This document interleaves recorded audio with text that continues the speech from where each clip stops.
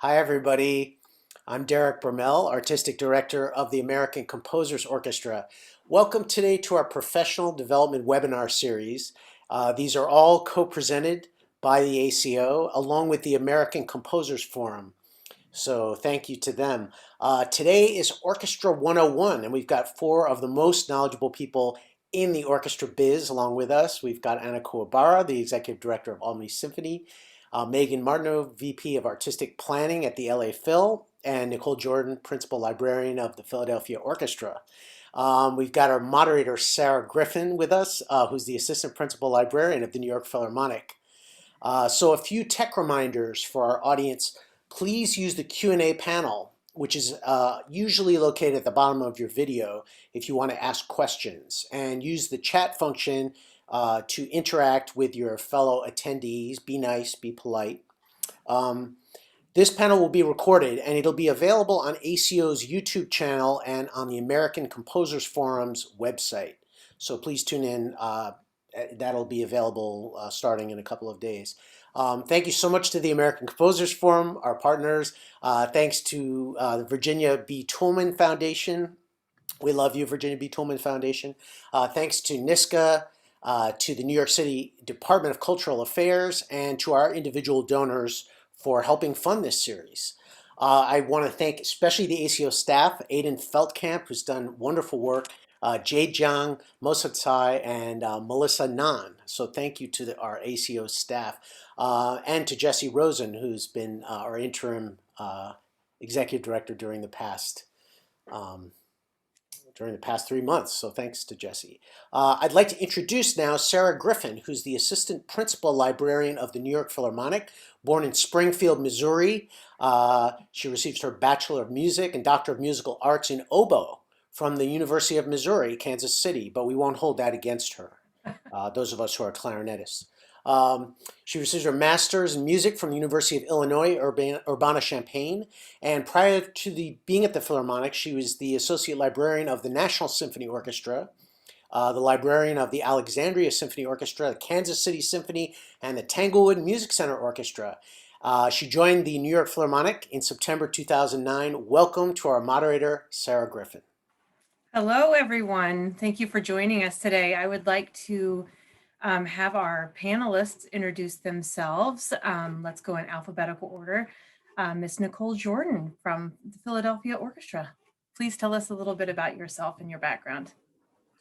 Hello, everyone. As Sara said, my name is Nicole Jordan, and I am the newly appointed Principal Librarian of the Philadelphia Orchestra. Prior to joining Philadelphia, I was with the Atlanta Symphony for 9 or so years, first as their Assistant Principal Librarian and then as their Principal.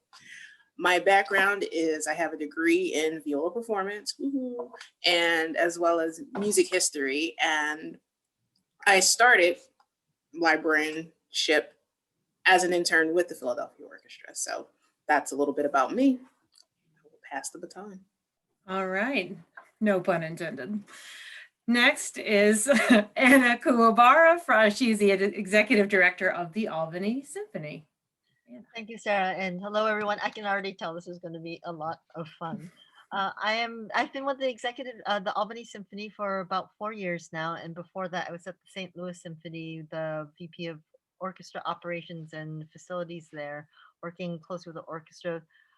Prior to that, I was at the a couple of other things, but I was at the Laundry School of Music for about 10 years and working with students there in all ranges, all different types of music, but composers as well. And I would say my first real orchestra job was at the Chicago Symphony. And I am so inspired by composers, and my real introduction was watching Pierre Boulez conduct his own music and conduct other new music. And just want to say I'm inspired by what you all do, the creativity and the life that you give to what we do as orchestra folks. Thank you, Anna. And last but not least is Meghan Martineau she is the VP of Artistic Planning at the Los Angeles Philharmonic. Hi, everyone. Nice to be here. I work at the LA Phil as VP of Artistic Planning. That means I look after all of our classical programming at all of our venues, Walt Disney Concert Hall, the Hollywood Bowl, and newly the Ford Theater. That I think particularly for this conversation, I oversee our commissioning portfolio. We commission robustly at the LA Phil. I'm very happy to say it's usually anywhere from 25 to 50 commissions a year. So we do a lot of them. I'm also from the Midwest. I'm pointing to Sara, who's over on my right. And I went to USC for piano and music business, and started interning at the LA Phil many, many moons ago, and have actually spent my entire career here in LA. So, Sara, over to you. Great. Well, we hear that there are 50 of you or so, maybe up to 75 out there, young composers. And what we're going to do is kind of walk you through what it would be like to try to get a commission, what you should do once you have been awarded a commission, which hopefully you all will be. And then as the process goes, dealing with us pesky librarians at the end before you get to your performance on stage so that it can go as well as it can go. So our first question is directed to Anna and Meghan, and it is, how might an emerging composer most effectively and professionally approach an orchestra for a commissioning project? Go for it, guys. Ladies. And we can both take turns, I think, because our organizations are pretty inherently different. Yep. Go So- ahead. Why don't we go? So Albany Symphony, just to give some scope. So when Meghan said that they did like 25 to 50 commissions, it's like, that's our entire season. That's like 2 seasons. That's like fun. So Albany Symphony does basically our core subscription concerts we do 8 of them a year. So we're like roughly once a month. And so just so you know the scope and scale, and which is very, very different from the LA Phil. So I'll go ahead, Meghan, just say a few things and then pass on. For us, and I think you would find for the smaller orchestras, we don't have a formal process. We rely largely on who our music director knows, who we know, and who comes to our attention. So I'm going to bring up a word that we'll talk a lot more about, but networking. So doesn't have to be it's not a bad thing, but just making sure that you're out there and known in whatever way, shape, or form with your faculty members, because sometimes we'll reach out to a faculty people, the professors that we know, and say, hey, who's in your studio? Who should we be looking out for? We look at what other orchestras are performing. You can do cold calls. You can send us stuff, and we will receive it and give a listen. But for a little orchestra, we have a limited season. And the other thing is, maybe just a little thing about timing, is we are, well, Meghan, you probably have a different time frame, but right now, we've pretty much set next season. And so in terms of trying to program something, we're looking at right now it would be the 22-23 season. No, yeah, 22-23.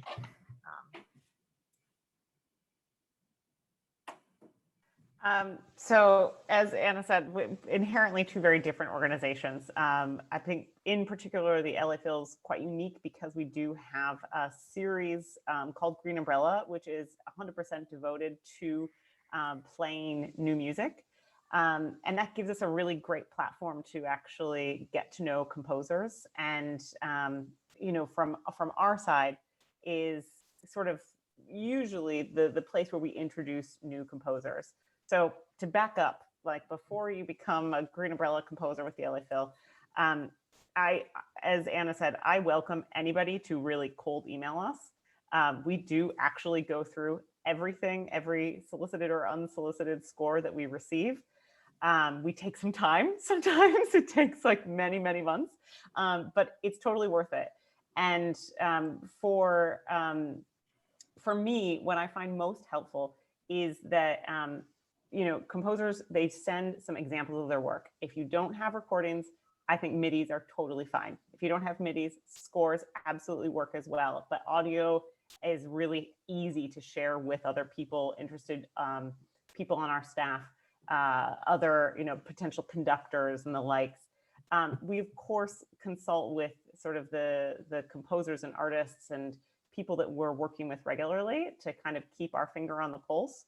But we know that we can't know everyone, right? So that's where it is really valuable for you to just reach out to an organization.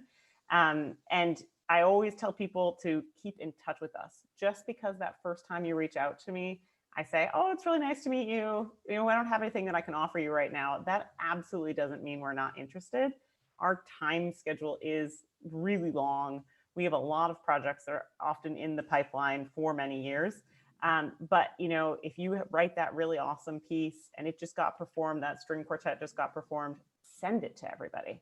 There is no reason. I love to listen to music that I don't know, like while I'm working, just like hearing what's going on, particularly during the pandemic, has been great to just put things up on my computer and take a listen. And we have definitely commissioned people from that sort of simple interaction, as basic as that. Sara, I don't know what your next question is, so I'm going to stop there so you can. It's a perfect segue to my next question. So my next question is about, have there been scenarios where a composer has contacted you, cold called, emailed, and can you give me some examples of a really effective way that has been handled in a professional way, and maybe some not so professional ways that you're just like, whoa, no, like you have just dug your own grave? Because we want to help these young people not do that. So in contrast to Meghan, and with a small orchestra, and it will range. I do think that being able to say that something like, when you send us something saying so and so recommended that I reach out to you, just your professor or a composer with whom you've taken a master class, something that will help. There's just a capacity issue for us, and we'll get into conversations about like librarians, but for example, with a smaller orchestra, some of our folks are not full-time doing what they're doing. It's part-time, and so there are competing competing people. So I do think something that's helpful is just, again, that connection. Help us make a connection to you, and get to know you a bit better. If you're sending us something, just making it as easy as possible for us to listen to something. Just don't send us like a huge file that is going to be impossible for us to download. Like, send us something that we can easily access and listen to if you're sending us an audio file. Let's say someone mails you something. Might it be a good idea? It is bound, not on like 8.5 by 11 single-sided paper. Sorry to bust out the librarian thing on you, but this is part of like a submission. I've received music for performances, paper clipped at the stage door, missing pages. So just saying, it's important. If you would like to talk about that as well, the professional communication and the presentation of your materials, correct? Label it with your name. For submissions, I would really actually encourage to not send anything mailed. Since I've been at the LA Phil forever, I have decades worth now of like really big, like 11 by 17 scores. And I know how expensive that is for somebody to create actually and bind. And I don't think it's necessary at this point, for at least for the artistic planning side of things, to have that physical score, because that actually makes it harder for me to share with the other people that need to review it. We have tried in the past to actually mail back materials because we know how expensive they are to make. But that's really hard to do and really hard in a pandemic. I think, to Anna's point, like if I can click on a SoundCloud link and open up a PDF to a score, like that opens up a world that's like super fast and easy for me to connect with.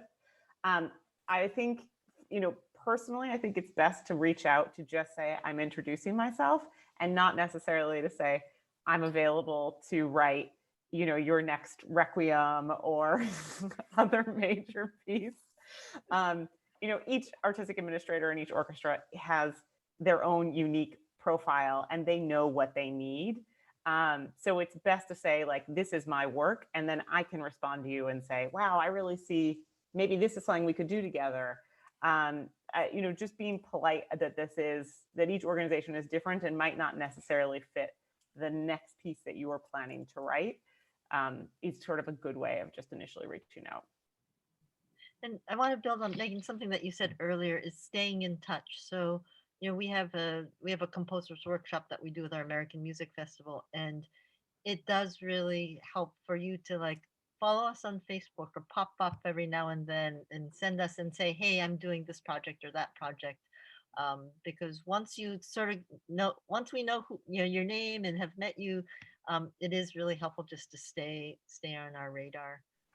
And also, if you're going to build on that, if you're going to send an email to a lot of orchestras, and I totally respect that, like, you want to get that string quartet out there, please make sure that you change I would really love to work with the Albany Symphony, but it gets emailed to me.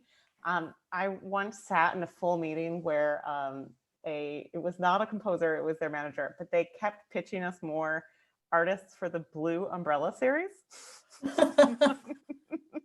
We've joked about it for years since, because you need to get to know what we do, right? If you really want to approach us to work with us, it would feel nice if you knew the offerings that we do have. So here's my next question, and I'm going to do 2 in 1. How important is it that composers are represented, in your opinions, by a publisher or a manager, and or that they're set up with like maybe a website or a way to showcase their catalog? If you've received a piece and you're like, oh, this is interesting, I'd like to hear more. Do you feel like when you're doing your research for a commission that things like that are important? On like what kind of scale or of importance are those things?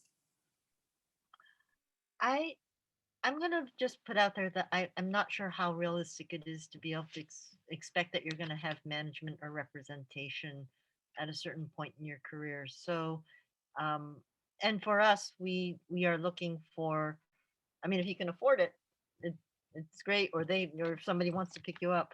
But I do think, though, if you don't have that, then your digital presence, your digital footprint is really important. So yes, have, again, something that's easy to access and find, something that's really good looking, something that represents yourself well, something where we can learn something about you. And I'm going to also throw out there just thinking about not just your music representing you. So it's sort of like about self-promotion and self-marketing and horrible word branding, but these are things that you should think about, or at least sort of consciously say, this is important or not important to me in my work.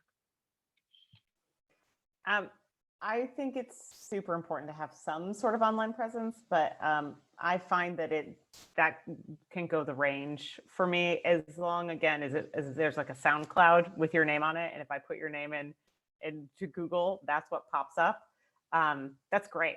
It's a bonus if I can see a bio and I can easily get in contact with you, like have the email actually like available. The little like fill out my box thing actually sometimes it kind of puts us off, because a lot of times you put things into those boxes and they don't seem to get to anybody. So finding a way to be easily reachable is great. I would say out of all the commissions that we do, there's a smaller and smaller percentage of our young composers who have publishers, and we are perfectly comfortable with that. As far as the creative side of actually commissioning the composer, It's actually my preference to be in touch with the composer directly to make sure that we are seeing each other eye to eye, understanding what the commission is, that they feel that they have an open line to ask us questions.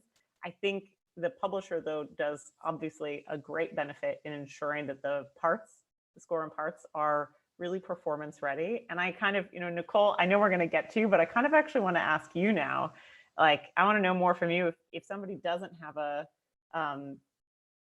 publisher, like, how do you feel about it from the library side, or what?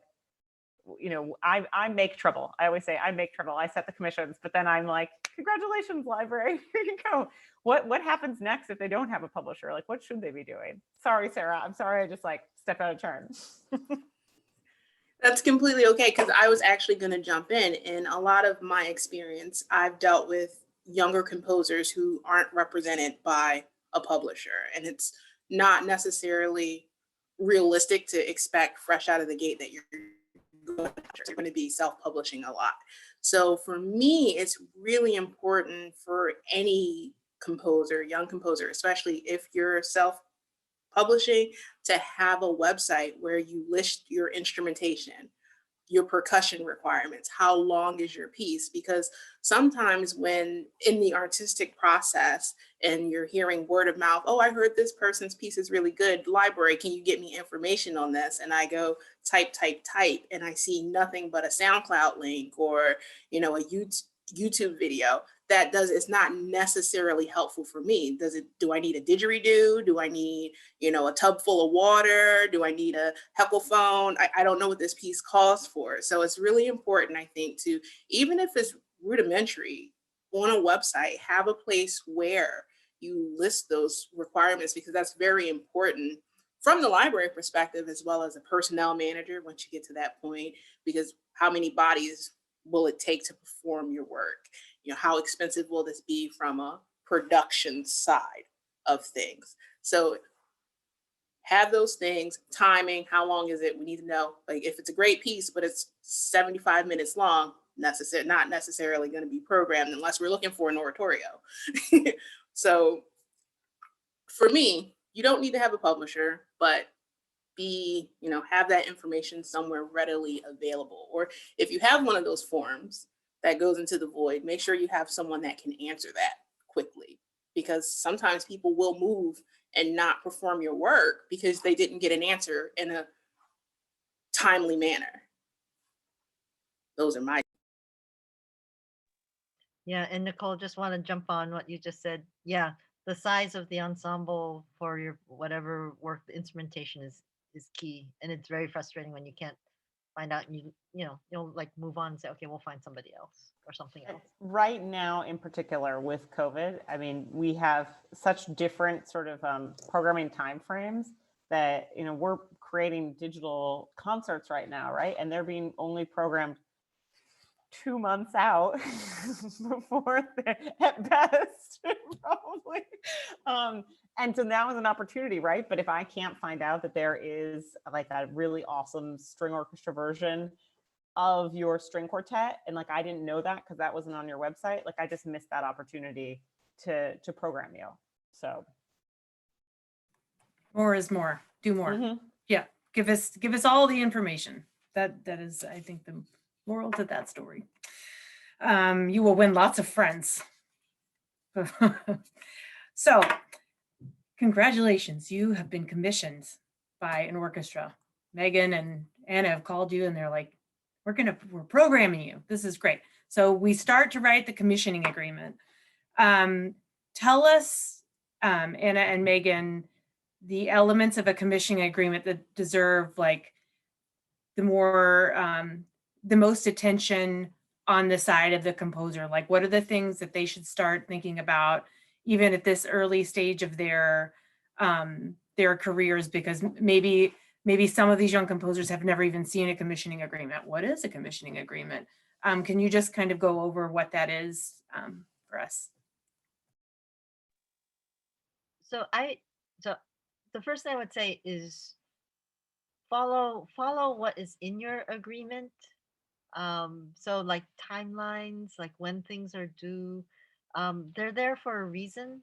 and then also like for example, if we commission something and we're looking for a 10-minute piece, don't send us something that is 30 minutes. It's there are, and if you have any questions or concerns about what the terms are in the agreement, talk to us. Reach out to the person you would probably, for us, you'd probably be talking with our music, sort of a combination of our music director David Allen Miller, and then our artistic operations person. Just communicate. So, and because I think my impression, and being in a couple of orchestras, like the commission agreements are pretty much the same, like in terms of the terms that are in there. But if you have any questions, or if you run into problems and you can't meet whatever the thing is that is in there, the timeline, or you're thinking about a different instrumentation, just communicate as soon as possible. So at the LA Phil, our commissioning contracts, I would say, they're pretty standard. If you have a publisher, if you don't have a publisher, these are not substantively changing. For us, an agreement is to ensure that both parties are on the same page. So we really know what the composer is supposed to be doing, and we can prepare for that. So it's really who, what, where, why, and when, right? It's going to be this season. This is when you need to deliver it. This is the instrumentation that we expect you to write for. These are the MOLA guidelines, or whichever publishing and printing guidelines that we expect you to follow, how the parts are supposed to be delivered. And then also kind of what we're getting for commissioning the piece. So typically when the LA Phil commissions a piece, we are getting a right to perform the premiere, and to exclusively perform that premiere for a period of time. So we usually have an exclusivity window. I have seen strange things happen where composers have decided to workshop a piece, and not tell us, and actually essentially perform the piece publicly prior to our world premiere. And I would say, as Anna said, just communicate with us. If there are things that you want to do that feel outside or gray areas of the contract, just check in with us and we can respond to that. That workshop maybe is actually an incredible opportunity for us to have some of our youth orchestra kids come play a piece, and we can actually participate in it or even promote it. You want to add a saxophone, you want to add an electric bass, those aren't in the regular LA Phil instrumentation, please just write us in advance and check in with us that that's going to be okay. Sometimes it works super easy for us, sometimes it's not so easy. The other thing that's in the agreement for us is also typically recording rights, and like who owns what at the end of all of this. I would expect as a composer to continue owning my music in every case, unless if this is like a work for hire to write like an arrangement of a pop song for somebody to sing with an orchestra. If I'm writing my own composition, I should probably be walking out of here still owning that music. But the orchestra might require that you give away your sort of like first right to record that piece. So, at the LA Phil, we typically ask everybody to give us the exclusivity to do the first commercial recording. That has a term that expires. So we don't hold up your piece and like lock it away forever and not let other people hear it. And that also, in that exclusivity period, it's very standard in commissioning contracts. The LA Phil has the right to perform the piece exclusively for 2 years, unless if you ask. And you can, we are not in the business of preventing pieces from being performed. So if you write me and you say, oh gosh, after the LA Phil premiere, the Philadelphia Orchestra wants to play it, would you be okay with that? We're like 95% of the time going to say, absolutely yes, that's awesome. I'm somewhat relieved not relieved, but it's like to hear that the LA Phil also has people, have composers, like when you think you have the world premiere and then they get a performance someplace else. And it's really, we want more than anything for our composers to have their works performed and recorded and out there. Even if we're the commissioner and we're hoping to record as much as we can, but you know, for example, we actually, I think 2 seasons ago, we had some, and the composer got back to us, but it was something that we had put in all of our materials, that this was the world premiere of this piece. And it was performed just, and it was a matter of months, like it was a scheduling change or something. And we, you know, it's like, okay, we got egg on our face because it was no longer the world premiere. You know, it's like a matter of a month, but still. So it's just, again, communicate with us as soon as possible. And as you said, I'd say communicate if you're going to deliver late. Yeah, there are Please. certain things that are just not going to be a secret, like if you add a saxophone or if your material is not going to get there on time, right? It's going to come out eventually. So you might as well tell somebody first. Can I just say, don't be late? Yeah. That's my big wish, is don't be late. But we'll probably, reason, but Nicole and I will probably talk about that. It's when it becomes our turn. So what are some non-musical expectations that a composer might encounter when they have a premiere, or whether it be a world premiere, US premiere, whatever, with an orchestra, as the performance gets closer, I'm talking about like maybe pre-concert talks or things like that? Is that something that you could talk about with our composers?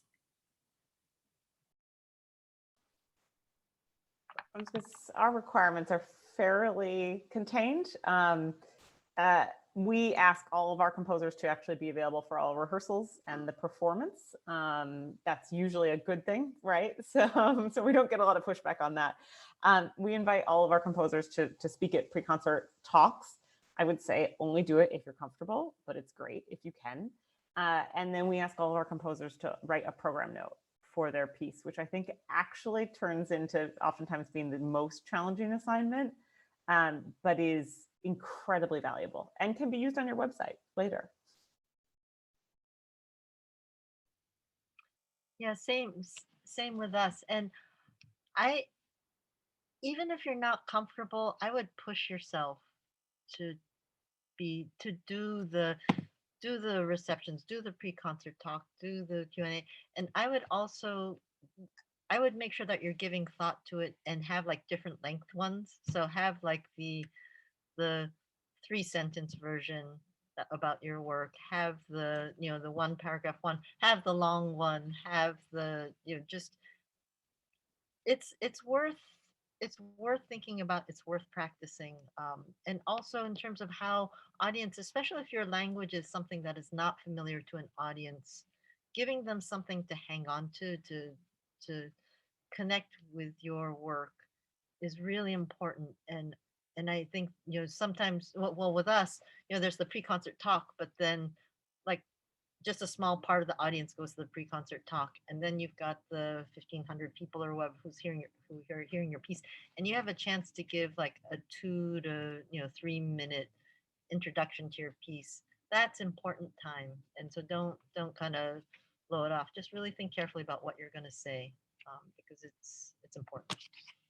And Anna, you hit on something so perfectly there, though. If it's 2 to 3 minutes, keep it to 2 to 3 minutes. If your piece is 10 minutes, the talk before it shouldn't be longer than the piece itself. And also, honestly, mostly these time limits are because we have union orchestra musicians on stage and we don't want to hit overtime, or, you know, we're trying to get that stage change in there before the next piece. So I appreciate it when people can like be really concise when they need to be. Thank you. So you've gotten through all the paperwork in the expectation with the administrative artistic management side, and now it's time to turn in your materials to the orchestra library. Nicole, what are the most critical things you expect coming from a new composition coming to you into the library? Ooh, okay. So I expected, obviously, I think some of the more obvious things are that the people on the stage can play it. You know, you didn't just realize it from your computer to a piece of paper, and the computer can do it, but the people on stage can't, because that makes a lot of library work at the last minute when a player runs off the stage and says, this is too high, this is too low. I don't know what this is even supposed to be. And we have to figure it out in 2.5 seconds, and there's not enough time. So making sure that everything is in the correct range and the correct everything is important.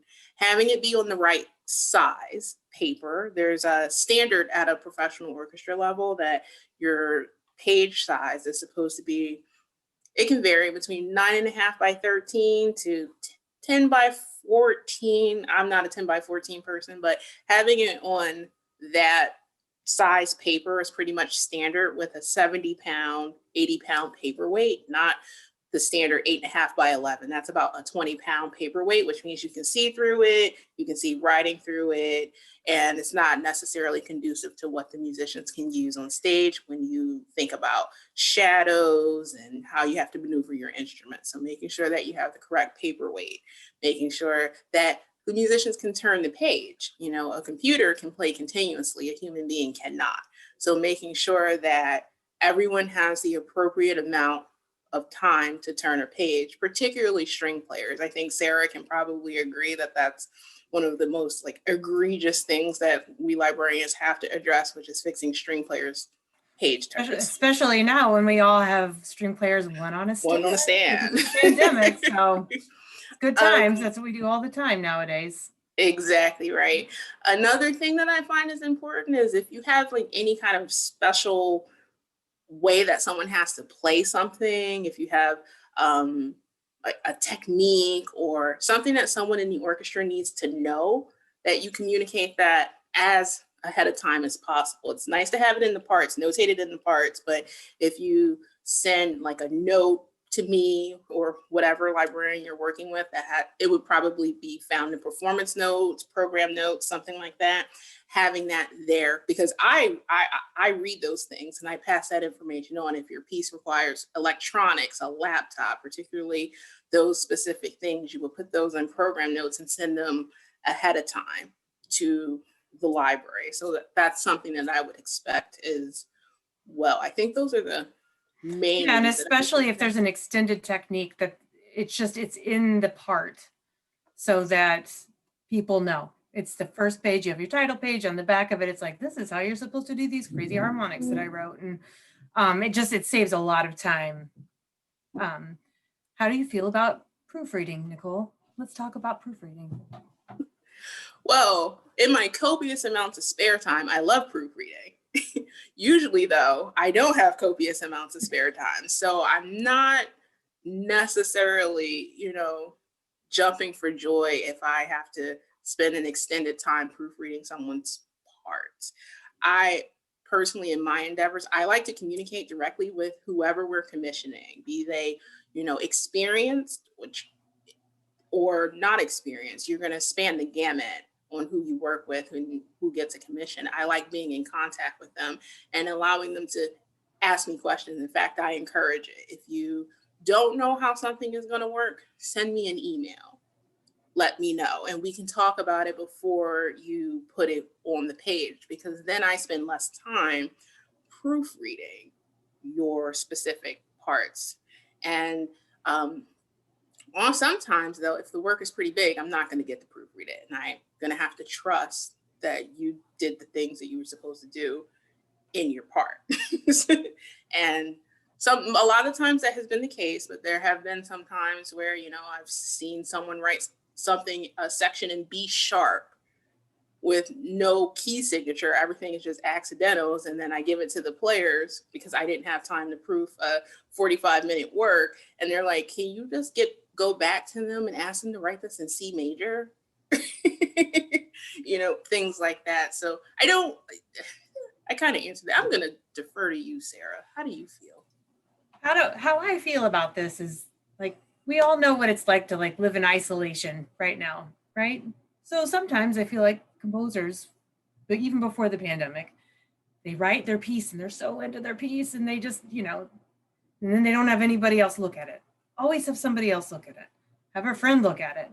Have your mentor, your teacher, have a student look at it, because there might be some things that you are just not seeing because you're too close to it. So phone a friend. I'm a big fan of phone a friend. With your commissioning agreement, phone a friend. Let someone look at it. You can white out how much you're getting paid. It doesn't matter. It's better to have another set of eyes, in my opinion, in terms of proofreading. Be like, you've got a lot of junk on the page. Like, why do you have measure numbers under every measure? You don't need that. Put it at the beginning of the system. You just might not see it anymore. So that's how I feel about the proofreading, because the librarian, like, as a composer, what you have to keep in mind when you send your piece off, it is one piece on a program probably, and it might not even be very long. The librarian's dealing with the months ahead of your piece, the months after your piece, and the 3 other pieces on that program. So you have to be respectful of the time in the librarian, which I think Nicole touched on this. This was going to be my next question, was how much and when should the composers communicate with you? You're saying, I feel like you're saying like as much as they want to. No, you're not saying that. Okay, please. I'm always we've all the experience of maybe too much.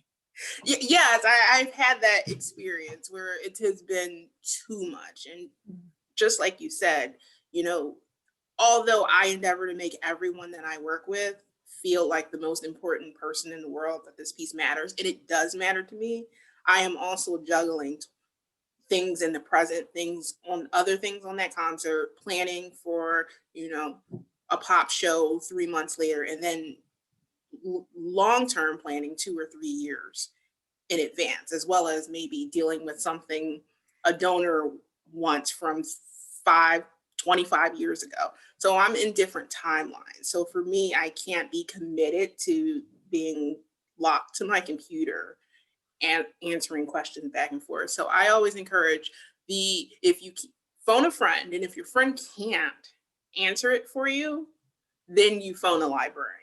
Hi, Nicole, I was wondering about this specific thing. I couldn't find any information about it. Can you let me know? And just refine your communication to the things you absolutely cannot find an answer to on your own or with a friend. Okay. Can I just jump in also with a small orchestra? So our librarian is a member of the orchestra. She also teaches full-time at a school, and she has her teaching studio. She comes in at like 8 o'clock at night to work, and she's expecting your music to be there and be in good shape, so that she's got, like, she carved out that 6 hours to be able to work on something. And if your stuff isn't there, or if it's a lot of work, it's just, you guys, the full-time librarians, have a lot of stresses and strains. And I just want to just throw out there that with the smaller orchestras, those librarians also have. You went away. Yeah, that's fine. I feel like the saying of 2020, 2021 is like, you're muted. Everyone should just have a shirt that says you're muted. So can I also say one more thing? Please.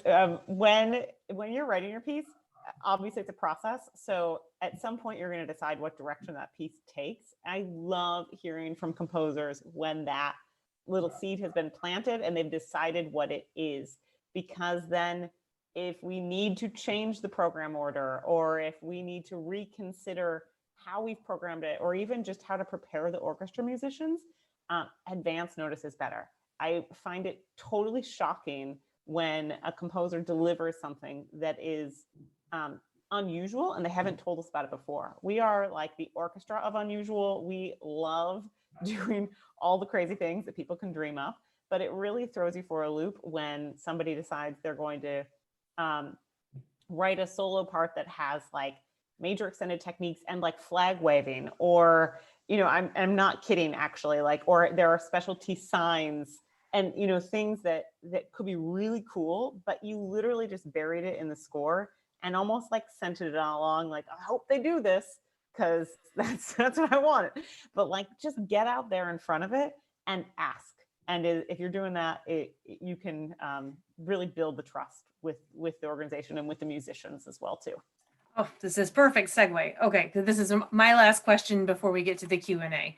So I want each of your opinion about what are the best ways to impress and or depress the players on stage, because as interesting as all the backstage stuff is, what we're all working for is the playing of something new. It's so exciting.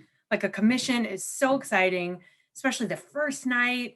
Like I've been back, one of the coolest things that orchestra librarians get to do is be backstage with the conductors and soloists and the composers, like right after their piece has been played for the first time. I'm getting chills talking about it, because you just see like how exciting. And I would say, like, sometimes I've seen some composers have pretty bad weeks because the orchestra is already kind of PO'd at them by the time, sorry for the language, by the time they get to the performance. Other times the orchestra's like, yeah, you did such a great job. So quickly from each of you, like, what are the some things that you have seen that have really struck you as like an excellent like way to impress the players, either with materials or communications or etc.? I would say that if the librarian is happy, that goes a long way to making the musicians happy, because the things about page turns and timeliness and things just being legible and just easy to work with as much as possible. That to me is like one of the key things. And then I think it's respect and honesty, and just know that the musicians are trying to do their darn best to give you a great performance. And so if it sounds like or feels like they're complaining about something, it's really like it's because they're feeling that pressure to want to do a good job for you. And so don't get defensive, just they could be upset because something's hard and they're not doing a great job with it. And just know mutual respect is important. Yeah, it's similar to that. I'd say write it on the page in a way that the musicians can understand how to convey it the way you want it, and don't do that in a really unnecessarily complicated way. Like, you don't need to show off your skills. If the part is actually really beautifully simple, then convey that it's supposed to be beautifully simple. Don't require a really weird orchestra setup if that's outside of the wheelhouse that the orchestra would normally be able to perform in, if there isn't like a super compelling reason to do that. Again, helping create the atmosphere where the musicians are comfortable, because at the end of the day, they're putting their butts out on the line to play your piece and to play it as well as they possibly can. And they do want the same thing as you, which is just like a really awesome performance of your piece. For me, I can't say it any better than that. It's, everyone on the stage and behind it wants your work to be as successful as possible. So make it easy for them. So I think I'll give us just a small piece of advice and just say, make sure that the work, everybody's being introduced to you on paper first before they even meet you. So make sure that the image that how you're presenting yourself on paper is how you want people to think about you. So if you want to be a mess, then you can present a mess. But if you want someone to think that you're polished and put together and articulate and well thought out and considerate, put that on paper as well.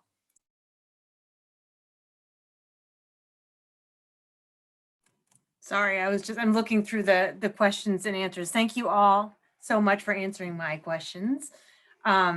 So we're going to go to the Q&A. I'm going to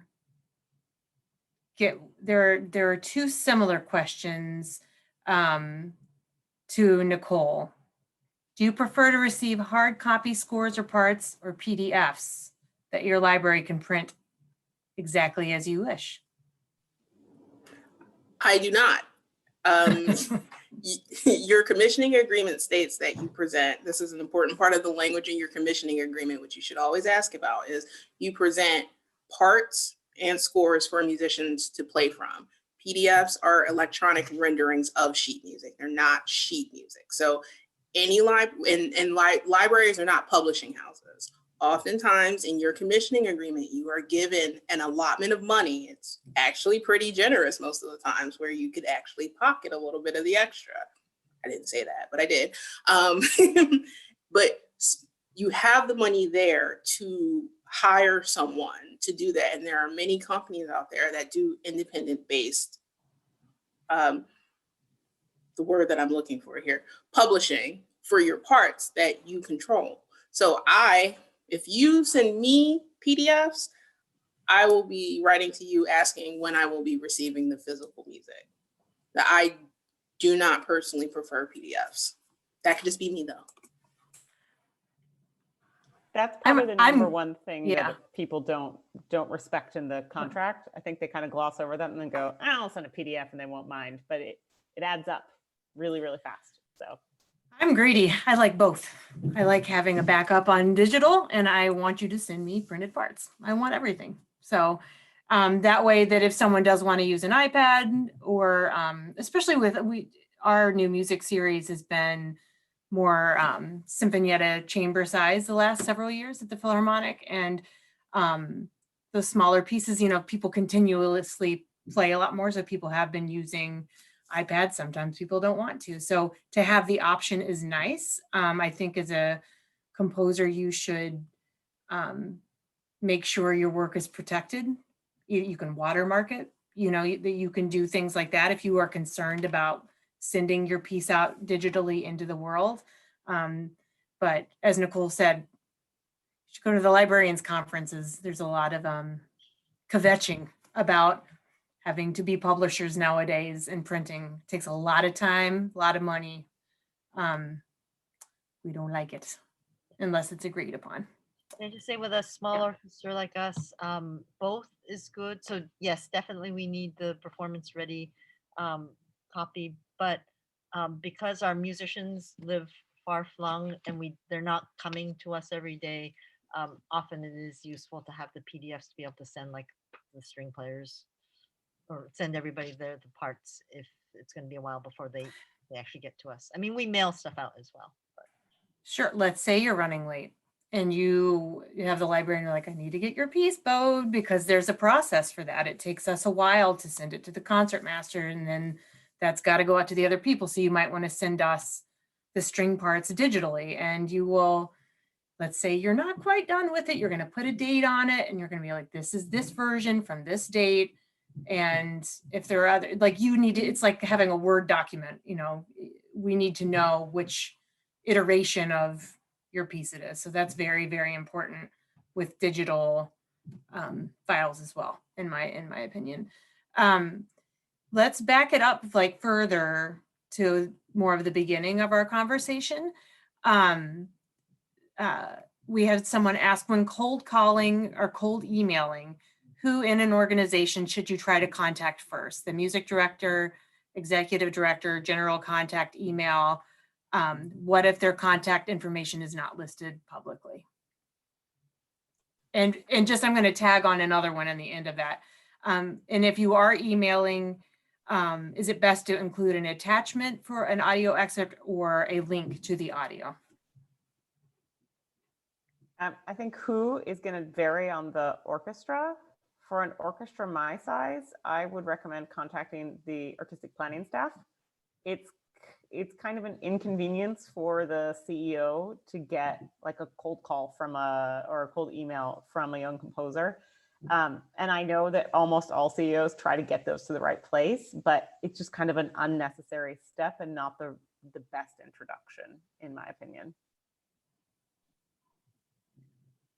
For orchestras, regional orchestras, in some ways it's like whoever you can, ideally you have some type of contact, like so-and-so knows so-and-so and says, hey, just that connection. Again, we all try and get, like, if it comes into our general patron services box, that person will forward it to the right person. But I don't know if there's necessarily a right answer. Cold calling. I know sometimes people just like send it to everybody, and I don't love that. But I think if you send it to one person and you don't hear something, you could try somebody else in the organization. And you can always say in your email, I don't know if you're the right person, so please send it to the person if that's the right way. I don't have a preference between an attachment or a link. But I would say, please don't send me a link that's only downloadable for a short period of time, because then I have to be the embarrassed one to say, well, you know, I am reviewing my emails from 6 months ago because that's the timeline that I'm on, and your link is expired. So please send it to me again. And this is another question that follows up with this. So you've made initial contact with somebody, you have a contact at the orchestra. Do you feel like it's better to send an individual email, or do you feel like it's better to just, you know, send a newsletter that you're sending to a lot of people? You kind of answered that before, Anna, but do you know what? Is it better to send an individual email like, hey, this is what I've been up to, Megan? Or, hi, I am so-and-so, this is what I've been doing. Like, you know, your Christmas letter, like, this is what my family did. It's you know. individual email, and keep it short. I don't need the newsletter that is targeted for me. And most newsletters I delete. But if I get an email, it's like, hey, Megan, had a really cool piece performed in New York 2 months ago, just thought I'd share it with you. And there's a link. Awesome. Not, here are the 18 pieces that I'm working on right now. And, you know, also here's what my dog has been up to and all of that. Though I care. I swear. There's someone commented, asked if I could stop referencing younger composers. So I'm sorry, all composers in the panel. I apologize if I offended anyone. I'm not sure I understand this question from Philip, so I'm going to read it, and if you let me know. Is there anywhere a listing of who commissions what sort of work that composers could look to see where in the dark world of commissioning they might apply? If not, who can create one for them? I think that's asking, like, I think he's asking, where would you find out who is accepting commissions? Is this how you're interpreting that question as well? Yeah, that's tough because that list doesn't exist. I think there are programs like I know ACO has awesome programs to, like, you could actually submit like formal applications to try to get certain works into workshops or the likes. But most orchestras don't have any sort of formal process. And I will say, like, we decide what to commission. It's incredibly responsive to what we're planning to do that year and what we need and want on our stages, what our music director wants to focus on. So regrettably, I don't know that could ever really exist, unfortunately. Yeah, I agree. I think maybe I would say, as a composer, maybe just explore and listen broadly. And if you if you find an orchestra or a conductor ensemble that somehow you feel that type of connection or resonance that you know that connects to your music. Again, there's no list. So I think you just have to be out there listening, talking, exploring to see where you might be able to find connections. Okay, I see a couple of, we're running like almost close to 4 o'clock. There are 2 questions I'm just going to answer quickly. Sorry, Nicole. They're about harp and guitar notation. You should for harp, you always should have a harp player read your stuff and make sure it makes sense. There's always, I mean, when you don't do that, poor Nancy Allen, I've seen her just have long chats with composers because they think they know how to write for the harp, and you know the harp is confusing, and just make sure you do that. And then let's see. I think here are a couple that I can smoosh into one. In the pandemic, what kind of commissions, or not even commissions, but would you say to composers, should they be composing music for what we're dealing with right now? Like, well, here's this question. what has it been like programming music during the pandemic? And well, has it been difficult with sync license? Yes. I think we can all nod our head yes. It's terrible. I'll give an example, Sarah, just like Mhm. real life. You know, we've been doing what we call them soundstage. There are our little online concert films. And I am not a programmer for a chamber orchestra normally. So that is not my expertise. And Gustavo is not usually working with the chamber orchestra. So we are like, our brains are working in different ways. And the whole team has had to really flex muscles there. And we've had to get really creative. One of the pieces that we included on the program was a small selection from William Grant Still's first symphony, Afro-American. That is for a full orchestra. It's for a big orchestra. But the one particular movement that Gustavo like looked through the score and he's like, I love this. I really, really want to do it. You could work to kind of double some of the brass lines to make it playable by a smaller orchestra. And in order for us to do that, you know, we had to go to the estate. We had to work with our librarians. You know, there was a small team to make this essentially imperceptible change in the score. But the awesome thing is that we were still able to play it. So the short is that it's really hard to program in a pandemic. And I think there will never be a time when a chamber-sized piece won't be valuable for you to have. So no harm in writing for the forces that might be available to you today.